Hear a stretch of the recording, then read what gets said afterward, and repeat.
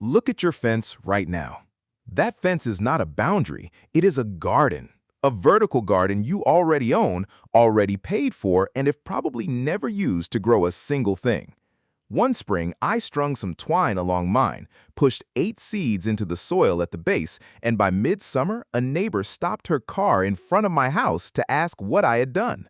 I had done nothing expensive. I had just started using the space that was already there.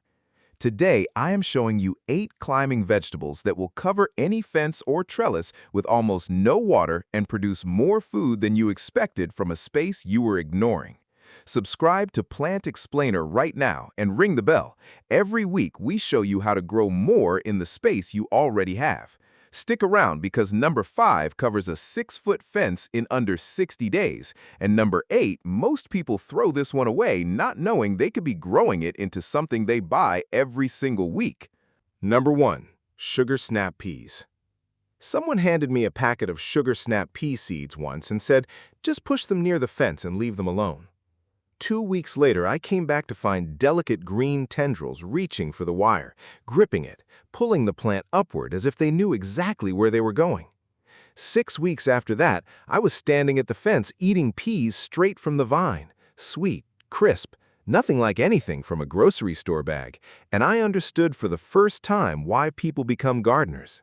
That is what this plant does to people. Every time. Sugar snap peas produce tendrils that search for and grip any support, wire, string, chain link mesh, without any help from you. They find their own way up, distributing the plant across the fence as they climb and producing pods along every stem they put out. Sow seeds directly against the fence in early spring, 4 to 6 weeks before your last frost date when soil reaches at least 45 degrees. 1 inch deep, 6 inches apart. Water in. Step back. Within a week, seedlings. Within 3 weeks, tendrils reaching for the fence. Within 60 days, pods hanging and the plant still climbing. Pick every pod the moment it reaches full size, when the peas inside just begin to fill the pod and the whole thing snaps cleanly. Leave it a few days past that window and the sweetness drops noticeably. Eat the first one standing at the fence, not in the kitchen, right there. That is the rule, that is the reward, and that is the moment this plant earns a permanent place in your garden every single spring for the rest of your life. Number 2. Scarlet runner beans. Most plants on this list give you one thing. Scarlet runner beans give you 3, and most people who plant them only know about one of them. The first thing is the display. Clusters of vivid scarlet-orange flowers cover the vines from midsummer through fall so densely and so continuously that people who do not know this is a food plant stop and ask what it is. Hummingbirds find it from miles away. Bees cover it from morning to evening. Your fence stops looking like a fence and starts looking like something designed. The second thing is the vegetable harvest. Beneath those flowers, long, flat pods develop, tender and excellent as green beans when picked young, with a slightly earthier, more complex flavor than standard beans. Pick them young and cook them immediately. They are extraordinary. The third thing, and this is the one most people never discover, is the dried bean. Let some pods go fully dry on the vine at the end of the season. Shell them. Inside are the largest, most beautiful bean seeds you will ever hold. Deep purple-black, marbled, glossy, looking like something that belongs in jewelry rather than a cooking pot. Cook them in slow dishes through winter. Save half for next year's planting. 3 harvests, 1 fence, 1 plant. Sow seeds directly after your last frost date, 1 inch deep, 6 to 8 inches apart along the fence base. In zones 7 through 11, they thrive in late spring and early fall. In zones 4 through 6, the whole summer is their season. The vines grow 6 to 10 feet, thickening over time into substantial stems that anchor so thoroughly across a fence that by late summer the whole structure looks deliberately planted.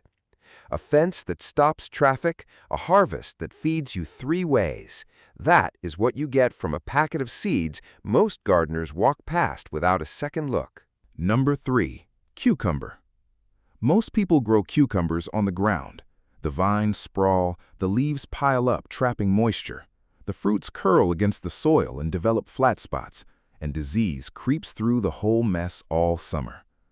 Growing cucumbers on a fence makes every single one of those problems disappear simultaneously. On a fence, the vines go vertical. Each leaf gets its own space in the sun. The fruits hang straight and clean in open air. Foliage dries quickly rather than sitting wet against the ground, and the harvest is right in front of you. No bending, no searching through ground-level foliage for hidden fruit. Walk the fence, pick what is ready, done. Plant cucumber seeds or transplants after your last frost date when soil is consistently above 60 degrees, 12 inches apart along the fence base. Tie the first 12 inches of vine loosely to the fence to get it started. The plant takes over from there. For drought tolerance and heat performance, Armenian cucumber is the variety worth knowing. It originates from the dry Middle East and handles the dry spells that stress standard slicing cucumbers. Long and pale green, mild and sweet, with a texture that holds up in heat better than most varieties. The single rule that determines whether your cucumber fence is spectacular or disappointing is this: harvest every cucumber before it turns yellow. One overripe fruit left on the vine signals to the plant that its reproductive work is finished. Production slows almost immediately. Pick daily, pick everything at usable size, and the fence keeps producing new cucumbers as if the season has no intention of ending. A fresh cucumber eaten within an hour of picking is crisp in a way that disappears within a day of harvest. That freshness, the thing the grocery store version never has, is available to you every single day all summer long, from a fence that was doing nothing before you planted against it. Number 4. Butternut squash. Here is the trade that vertical butternut growing offers you. The same vine trained up a fence uses 18 inches of horizontal space.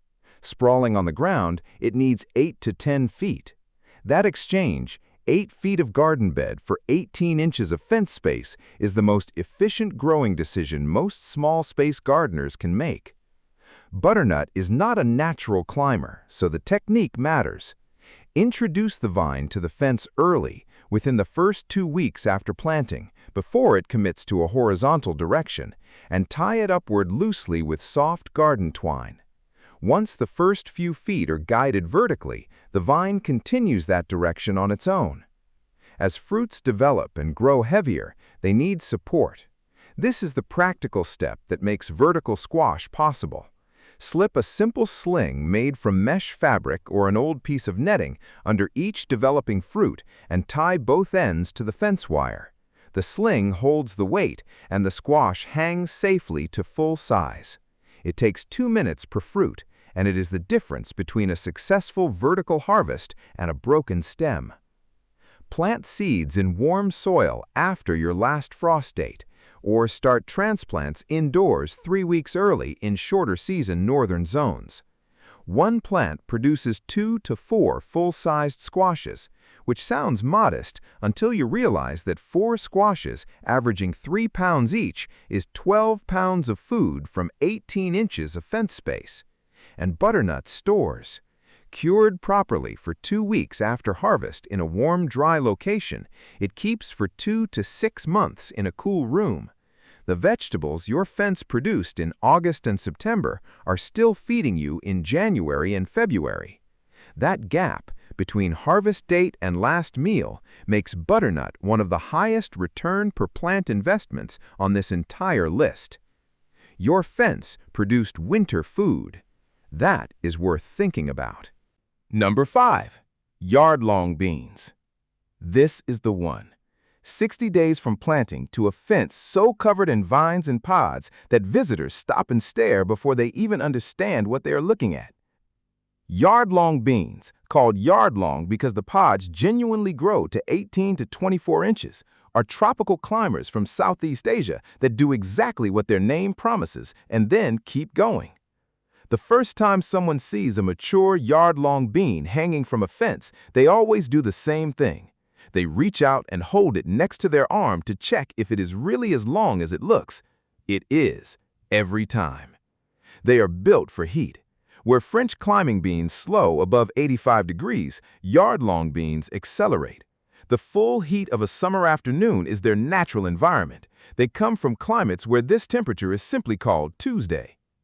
Plant them after your last frost date, when soil is genuinely warm, at least 65 degrees, 6 inches apart along the fence base, 1 inch deep.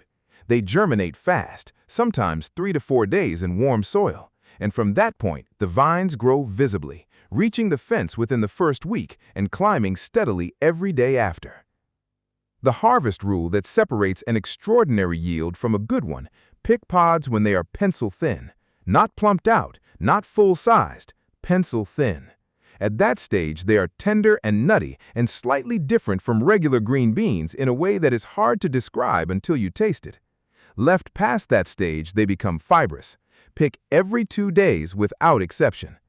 Here is what a full season of yard-long beans on a fence actually looks like. By midsummer, you will be picking armfuls of beans so long they fold over themselves in the harvest basket. You will be giving them to neighbors. You will be cooking them 3 ways in the same week. Your fence will be so covered that from the outside it looks like a hedge that decided to fruit. 60 days. That is all it takes to turn a bare fence into something genuinely extraordinary. Number 6. Malabar spinach. Every gardener knows that regular spinach disappears in summer. It bolts in heat, turns bitter in long days, and leaves you without fresh greens exactly when everything else is producing fruit. Most gardeners accept this as the seasonal reality. They do not know that a solution exists. Most gardening content does not talk about it. Most garden centers do not stock it prominently. And yet this plant has been quietly solving the summer spinach problem for anyone willing to look past the familiar. Malabar spinach, Bacella alba, a climbing vine from tropical Asia that most American gardeners have never grown, and that every gardener who tries it grows for the rest of their life. It does not just tolerate summer heat, it requires it. High temperatures, full sun, the conditions that end regular spinach, these are the conditions Malabar spinach was designed for. Plant it when the weather turns hot, and it responds by climbing fast, producing thick, glossy leaves at every node along every stem, giving you fresh greens through the months when your garden has nothing else leafy to offer. The discovery that surprises everyone who grows it for the first time is how different the harvesting is. You do not pick individual leaves the way you would with regular spinach. You cut stems, the top 6 to 8 inches from any growing tip. The plant branches from that cut point, producing 2 new growing tips where there was 1. The more you harvest, the more aggressively it produces. A fence of Malabar spinach that you cut consistently every week grows faster and denser than one you leave alone. The leaves are slightly thicker than regular spinach. They hold up better in cooking, wilt less dramatically, and work in any recipe that calls for leafy greens. The stems are edible too. Nothing is wasted. In zones 9 through 11, it grows almost year-round. In zones 5 through 8, it produces all summer until the first frost. No summer spinach gap, no bare fence. A climbing green that almost nobody talks about and that solves a problem every gardener has once you know it exists. Number 7. Chayote. I need to be honest with you about chayote before I tell you anything else, because if you give this plant a fence and a warm climate and step back, it will not just cover the fence, it will reach the roof, it will grow along the gutters, it will be in your neighbor's yard by September. That is not a warning, that is the point. One mature chayote plant in zones 8 through 11 produces 100 to 200 fruits in a single season. Let me stay with that number for a moment. Not 5 or 10, not the kind of abundance that feels manageable and tidy. 100 to 200 pear-shaped fruits from one plant. Families who grow chayote in southern states have more than they can give away. They leave bags of it on porches. They bring it to every gathering. They look for new recipes because they have already cooked it every way they know. That scale of production is not an accident. Chayote, Sechium edule, is a perennial climbing vine in warm climates that has been feeding people across Central America, the Caribbean, and the American South for centuries. The plant is built for abundance. It does not know how to produce moderately. It grows from the entire fruit, no seed extraction required. Take a whole chayote from the grocery store, let it sprout in a warm location until a shoot emerges from the stem end, then plant the whole fruit in the ground at a 45-degree angle with the sprouted end just below the soil surface. One fruit becomes the vine. That vine covers everything. In zones 8 through 11, it is perennial. The root system overwinters and the vine returns bigger every spring, more productive every year, until it is a permanent and enormous feature of the garden. In zones 6 and 7, it grows as a vigorous annual with a full warm season. Every part is edible. The fruits, when young, are mild and crisp, used raw in salads or cooked like summer squash. The shoots and young leaves are edible greens. The mature roots of an established plant are a starchy vegetable used like potato. One fruit, one fence, 100 to 200 harvests. That is chayote. Number 8. Loofah. And here we are at number 8, the one most people throw away not knowing what they are holding. You have used a loofah, almost certainly. That rough natural sponge in your shower, the exfoliating pad by your sink, the one sold at every health store for $3 to $5 each. You have bought it. You have replaced it when it wore out. And every time you bought a new one, you were buying something that grows on a fence. Loofah is not a sea creature. It is a gourd, a climbing vine in the cucumber family, and the sponge inside is simply the dried fibrous skeleton of the mature fruit. The same plant that produces your bathroom sponge is a food crop, a fence climber, and one of the most visually dramatic vines you can grow. Here's the thing about loofah that changes everything once you understand it. Young loofah, harvested when the fruit is 6 to 8 inches long and still deep green, is a vegetable. It tastes like a mild zucchini with a hint of cucumber. Used in stir-fries, curries, and soups across South and East Asia for centuries. You harvest the young fruits as food all summer long. Then you leave the remaining fruits on the vine, let them dry completely, peel the brown outer skin away, and the sponge is right there inside, the same one you have been buying at the store. One plant, vegetables from June through August, sponges from September onward. From a vine that asked almost nothing from you except a fence to climb and enough warmth to grow. Start seeds indoors 4 to 6 weeks before your last frost date. Loofah needs a long season of 150 to 200 days from seed to mature sponge. In zones 7 through 11, the season is long enough. In zones 5 and 6, start early and use row cover to extend the growing window. The vines reach 15 to 20 feet and need a strong fence that can hold the weight of maturing fruits. The flowers are large and yellow and beautiful. The whole plant is dramatic and unusual and productive all at once. That fence outside your window right now, the one you have walked past 100 times without a second thought, is not a boundary. It was never just a boundary. It is growing space. It has always been growing space. You now have 8 plants that prove it. 8 plants, 1 fence, a neighbor who stopped her car to ask what happened to your yard. That fence has been there the whole time. Now it is growing something. Drop a comment and tell me which one you are planting first. I read every single one. I will see you in the next one.